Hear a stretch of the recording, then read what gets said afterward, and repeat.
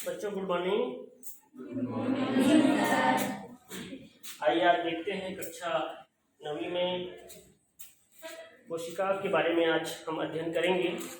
इसमें देखेंगे पादप कोशिका एवं जंतु कोशिका का तुलनात्मक अध्ययन, किस तरह से कौन कौन सी समानताएं पाई जाती है पादप कोशिका और जंतु कोशिका में।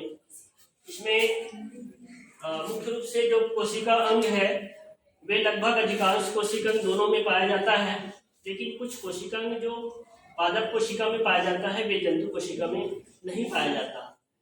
तो आइए आज देखते हैं हम तुलनात्मक अध्ययन। सर्वप्रथम देखेंगे कोशिका भित्ति। कोशिका भित्ति के बारे में पहले और बता दिया हूँ, किसमें पाया जाता है? पादप कोशिका में, है ना। और कोशिका भित्ति किसकी बनी होती है? सेल्यूलोज की बनी होती है। और पादप कोशिका में जो कोशिका भित्ति पाया जाता है वे जंतु कोशिका में नहीं पाया जाता। ठीक है, अर्थात कोशिका के सबसे बाहरी आवरण में पादप कोशिका में कोशिका भित्ति पाई जाती है, जबकि जंतु कोशिका में सबसे बाहरी आवरण में क्या पाया जाता है? कोशिका झिल्ली पाई जाती है ना। ये सबसे पहले हमारे कोशिका अंग है। दूसरा है कोशिका झिल्ली, जो कि पादप कोशिका में भी पाया जाता है और जंतु कोशिका में भी पाया जाता है, लेकिन कोशिका भित्ति के जो अंदर वाली भाग है उसमें कोशिका झिल्ली पाई जाती है, जबकि जंतु कोशिका में सबसे बाहरी जो सीमा तय करती है वे कोशिका झिल्ली से घिरा रहता है जी। ठीक है। तीसरा जो कोशिका अंग है लवक। लवक जैसे कि पेड़ पौधे की पत्तियां हरे रंग की होती है ना, उसमें हरित वर्णक पाया जाता है, हरित लवक बोलते हैं। उसी को क्लोरोफिल बोलते हैं, क्लोरोप्लास्ट बोलते हैं, है ना। इनके मुख्य कार्य क्या है? प्रकाश संश्लेषण की क्रिया संपन्न होती है हरित लवक, है ना। पौधे की भोजन बनती है इससे, है ना, जो कि केवल पादप कोशिका में पाया जाता है, जंतु कोशिका में इसकी अनुपस्थिति रहता है। ठीक है। और एक चीज और बता दूं, कल और आप लोग को पढ़ाया था, जो अंतः सहजीविता से बने अंग कौन कौन से बताया था आप लोगों को?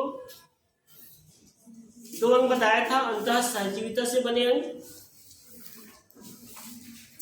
याद करो, माइटोकॉन्ड्रिया और लवक।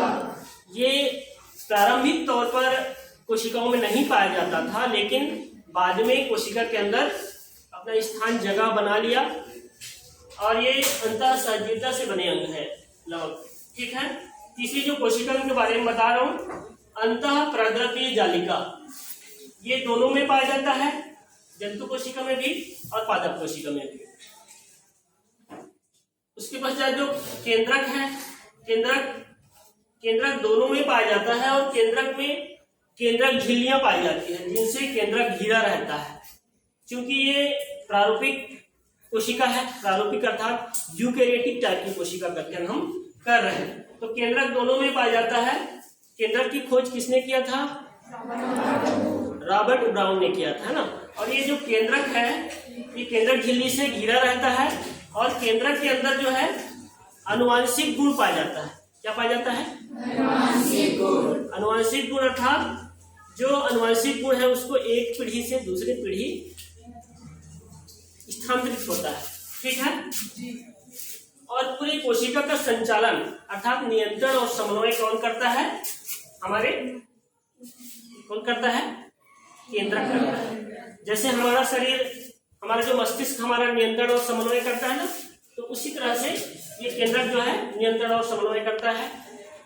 केंद्रक की खोज बताया हुआ भी है ना, रॉबर्ट ब्राउन ने किया था। कौन से सन में किया था? 1800। गुड।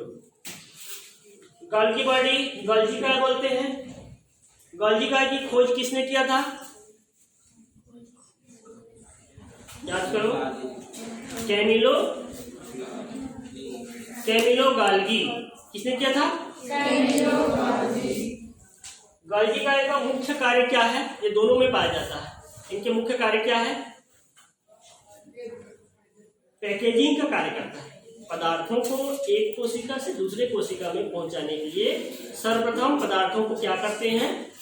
पैकेजिंग करते हैं, पैकेट बनाते हैं। जैसे हम कोई चीज मंगाते हैं ना पार्सल से, तो पैकेट बना के आता है, तो उसी तरह से ये भी पैकेजिंग का कार्य करता है। रिक्तिका, रिक्तिका जो है दोनों में पाया जाता है, लेकिन पादप कोशिका में रिक्तिका का जो जगह है वो काफी बड़ा होता है आकार में, जबकि जंतु कोशिका में छोटा छोटा रिक्तिका पाया जाता है।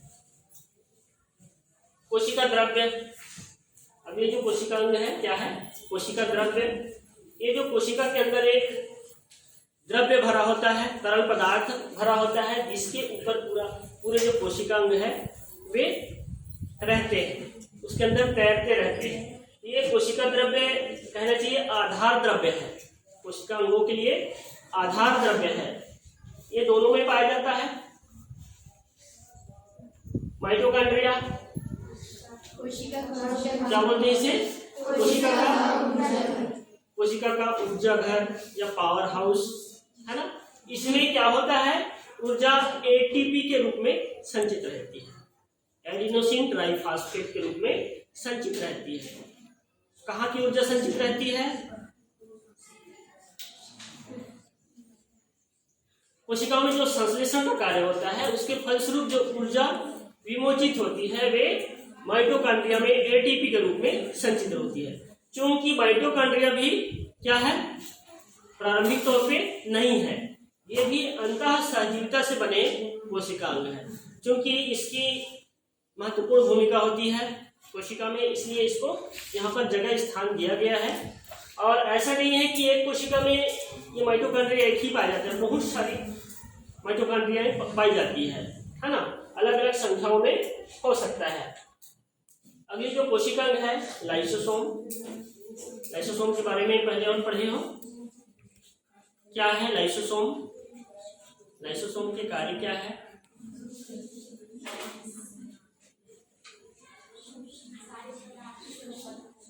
क्या होता है?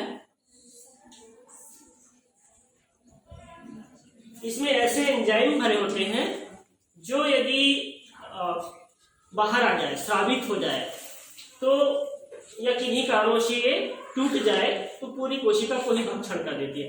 वैसे तो ये इनके मुख्य कार्य है, जो बाहरी तत्व है जो कोशिका के लिए अनुपयोगी है उसको खत्म करने का है। तो इसको आत्महत्या की थैली या आत्मघाती झोला ये सब बोलते हैं इसको, है ना। तो इस तरह से आप लोगों ने देखा पादप कोशिका, जंतु कोशिका, तुलनात्मक अध्ययन और विभिन्न कोशिका क्या क्या समानताएं पाई जाती है और क्या क्या असमानताएं पाई जाती है। तो समानताओं में बहुत सारी है, कुछ असमानताएं भी पाई जाती है, जैसे कि कोशिका भित्ति पादप कोशिका पाया जाता है, जंतु कोशिका में कोशिका भित्ति नहीं पाई जाती। दूसरी लवक, पादप कोशिका में लवक पाया जाता है जिसमें हरित लवक जिसे कहते हैं, जबकि जंतु कोशिका में हरित लवक नहीं पाए जाते, है ना। इस तरह से मुख्य मुख्य कुछ अंतर है। और इनमें जो केंद्रक है ये 3 लेयर में झिल्लियों से ये अपना क्या करता है, जगह बनाए हुए रहता है। इस तरह से आप लोगों ने मोटी मोटी तौर से देखा, दोनों में तुलनात्मक अध्ययन, ठीक है।